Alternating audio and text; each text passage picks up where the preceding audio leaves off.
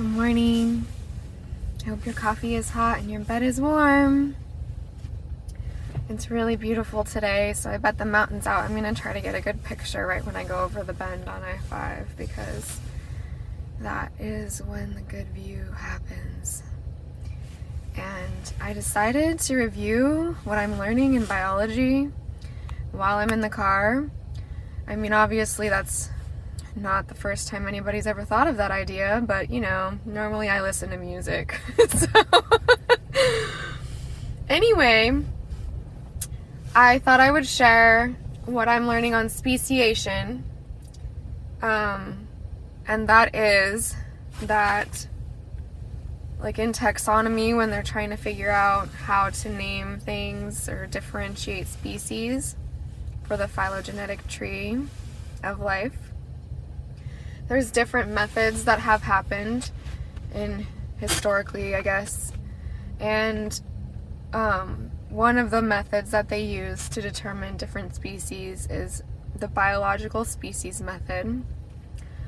The other one, there's two more, the morphospecies method and then the phylogenetic species method, I think is what they call it. Yep. Oh, concept. Sorry.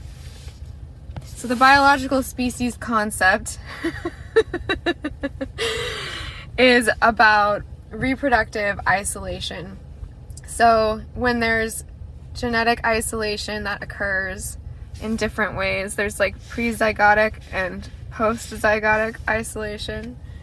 Like when a species cannot make babies for whatever reason, or if they do and they're not viable, that's how we determine that there are different species.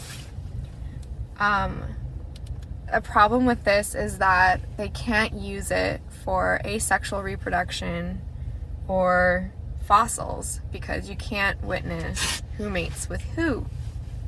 So it's not ideal. And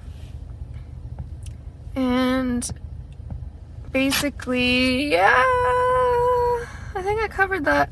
And the morphospecies concept is about how during evolution, organisms will take on different traits like size, shape, color, and we can observe these differences, morphological differences, and so people will use that to determine different species.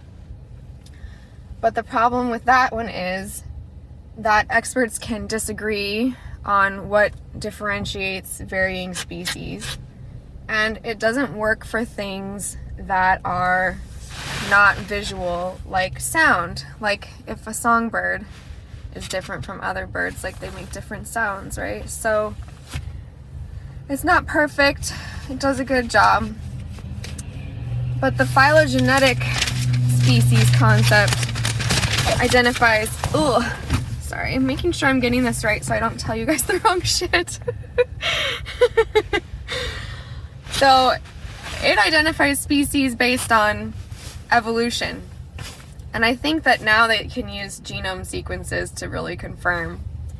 The problem with that one is it's so detailed that it can differentiate so many species that it's really hard to maintain that data, but it's super accurate. So it works pretty well. And it works for sexual reproduction, asexual reproduction, and fossils. So